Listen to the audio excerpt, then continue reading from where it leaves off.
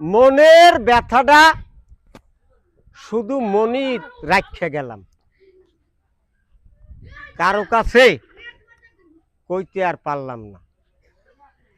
আর কমু বা কেমনে? মনের মানুষ যদি চললেই যায়, তাই হ্যার দশাটা কেমন হয় ভাই আপনি বোঝেন। তা মনের কথাটা আমার মনের ভিতরেই রইয়ে গেছে, এইটা কারো কাছে আর প্রকাশ আর করতে পারিনি। বড় জ্বালাই আছি একটা এই মনের কথাটা লইয়া। তাই জ্বালার মাঝে যদি একটু সুখ পাইতাম তাহলেও বুঝাইতে পারতাম।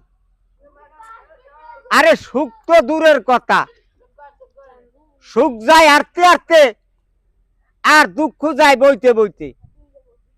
এই দুঃখের সময়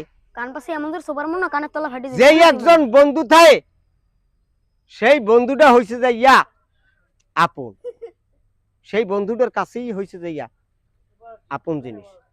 সে ব্যথাটা সেই বুঝে। তা মনের মতন বন্ধু হইলে তার কাছে মনের বেদনা খুললে পাওয়া যায়।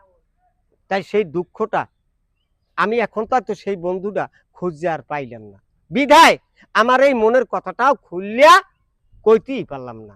যাই হোক, এই কথাটা আপনারাই কইয়ে দেবেন, সেই কারণে আমার মনের বন্ধুর কথা আমি খুঁজলাম। ভালো থাকেন, আল্লাহ।